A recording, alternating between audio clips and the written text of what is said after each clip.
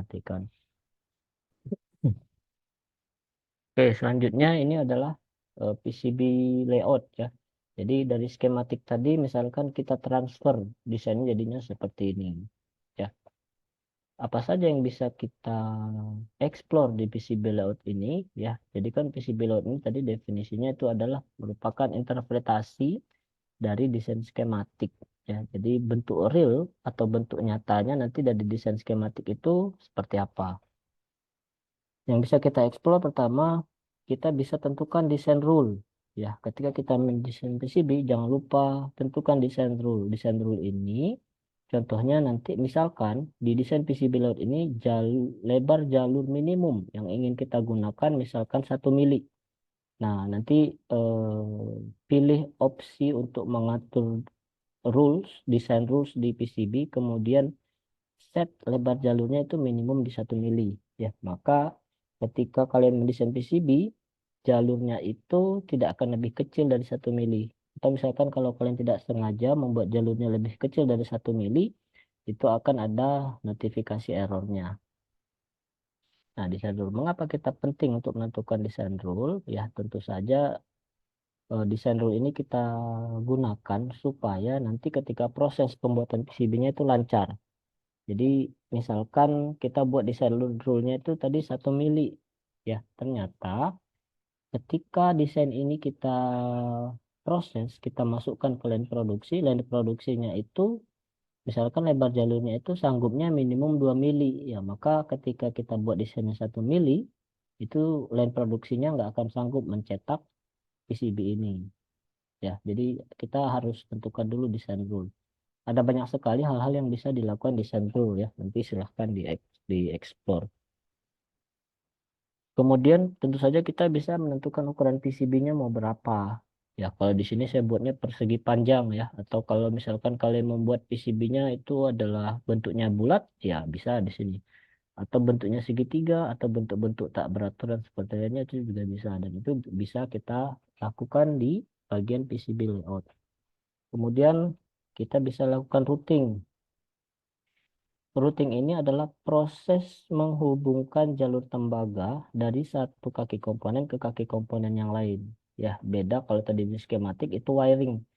Menghubungkan simbol komponen elektronika dari satu kaki komponen elektronika ke komponen yang lain. Nah, kalau di routing ini, dia sudah mengacu ke jalur tembaga yang nanti akan kita buat.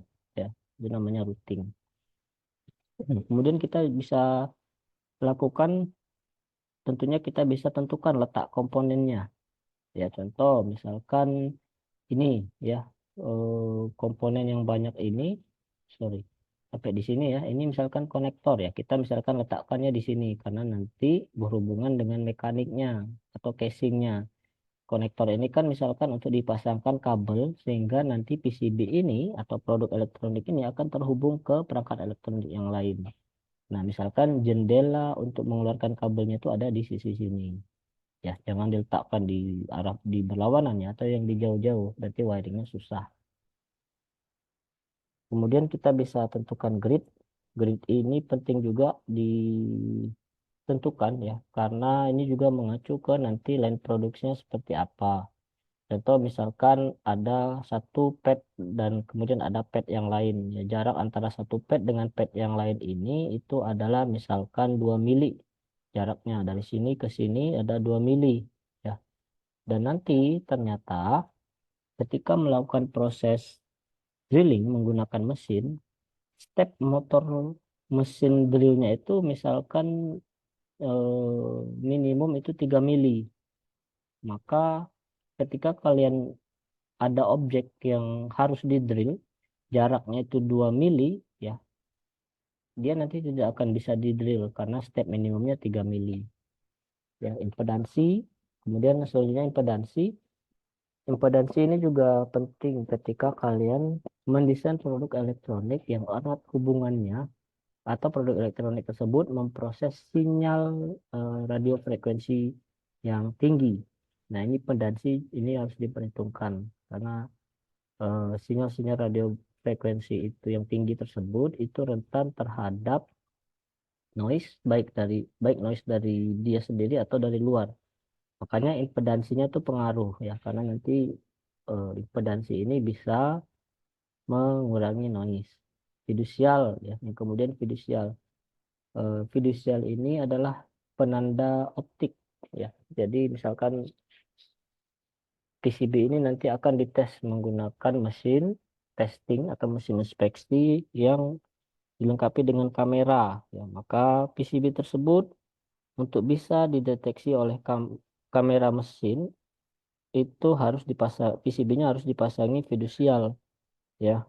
Kenapa? Karena fidusial itu kan posisinya nanti unik ya. Misalkan fidusial kalian letakkan di pojok kiri atas, pojok kiri bawah, dan pojok kanan bawah misalkan. Nah, karena fidusial itu ada di PCB, maka mesin yang menggunakan kamera itu tadi bisa mengenali orientasi PCB ini. Ya, gitu fidusial. Nanti fidusial akan kita bahas di materi selanjutnya. Nah, kemudian ada yang namanya library ya, yang perlu diperhatikan di library ini ya. Jadi pembuatan library ini mengacu ke datasheet ya.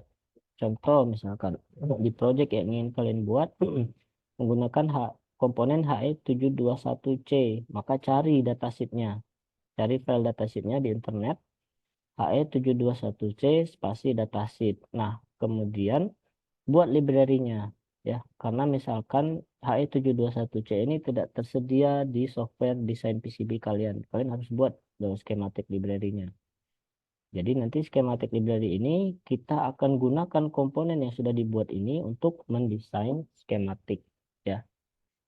Nah, kemudian setelah desain schematic library-nya selesai dan kita gunakan di schematic ya, desain schematic, maka komponen yang tidak ada ini ya, tidak ada di Altium ini misalkan itu harus kita buat juga footprintnya atau bentuk fisiknya ya, ya, dan kita membuatnya nanti di namanya PCB library ya. Dan perlu diperhatikan juga ya, biasanya komponen-komponen yang ada di datasheet tersebut dia memiliki lebih dari satu bentuk fisik ya. Nah, ini contohnya misalkan HE721 ini eh, PCB library-nya atau footprint-nya atau bentuk fisiknya itu komponen through hole seperti ini ya. Kakinya nanti akan menembus PCB. Maka kita buat PCB library-nya tentunya dengan melihat data-data yang ada di dalam datasheet ya. Atau misalkan HE721C-nya itu misalkan SMD ya, maka kita buat PCB library-nya ya. Tentunya kita membuatnya itu komponennya komponen SMD dan tentunya mengacu juga ke datasheet. Oke, nah ini ada beberapa pedoman dalam mendesain PCB ya. Saya akan menjelaskan beberapa saja ya. Yang pertama mungkin ini ya, tentukan apa yang akan dilakukan di ruang kosong PCB. Jadi contoh misalkan desain skematiknya sudah selesai. Terus kita ingin membuat PCB-nya itu misalkan ukurannya 5 kali 5 cm. Nah, sebelum kita meletakkan komponen ke atas PCB, kita bayangkan dulu, oh nanti konektornya mau ditaruh di mana. Misalkan konektornya ditaruh di bawah sini. Kemudian setelah itu misalkan dari konektor ini ada langsung ke sensor. Nah, sensornya kita letakkan di sini ya. Usahakan ketika dalam meletakkan komponen, itu komponen-komponen yang memiliki koneksi itu jangan diletakkan jauh-jauh. Ya, misalkan di sini adalah komponen sensor. Nah, kemudian sensor ini akan terhubung ke resistor. Nah, usahakan resistornya itu berdekatan dengan sensor ini. Jangan kalian letakkan di sini. Nanti ketika merouting atau menghubungkan jalur tembaganya itu akan kesusahan. Kemudian misalkan apa ya? Yang selanjutnya ini deh misalkan verifikasi file output. Jadi supaya bisa diproduksi. Jadi sebelum desain itu kita serahkan ke line produksi, cek lagi ya, dicek lagi apakah desain yang kita buat itu sudah tidak ada masalah lagi. Contoh misalkan dari wiring. Nah, wiringnya cek sudah sesuai belum wiringnya itu, koneksi-koneksi komponennya itu dengan desain yang master drawingnya gitu ya. Nah, kemudian cek misalkan lubang-lubang yang digunakan. Cek misalkan lubang kaki komponen LED misalkan. Apakah lubang kaki komponennya itu nanti terlalu kecil, terlalu pas, atau terlalu besar? Nah, itu dicek lagi. Ya, jadi harus selalu dicek sebelum diberikan ke line produksi. Kemudian apalagi misalkan hindari ini, berikan label yang jelas ya, ini sudah jelas ya. Kalau misalkan tadi di sini ada konektor ya, biasanya kan konektor ini menghubungkan ke perangkat lain dengan dipasangi kabel. Nah, ini harus jelas labelnya di sini. Misalkan kabel ini adalah kabel sumber 5 volt misalkan. Kabel ini harus kabel ground. Nah, itu dikasih label di dekat konektornya ini supaya nanti ketika orang elektrik memasang kabel di sini itu tidak salah ya, supaya membantu mereka. Oh, 5 volt itu misalkan di pin konektor nomor satu, ground itu di pin konektor nomor 2, maka kabel ground akan dia pasang ke sini. Oke, saya cukupkan untuk pertemuan kali ini ya. Terima kasih. Jika ada pertanyaan, silahkan bertanya langsung ke saya atau di grup. Mohon maaf jika ada salah kata. Assalamualaikum warahmatullahi wabarakatuh.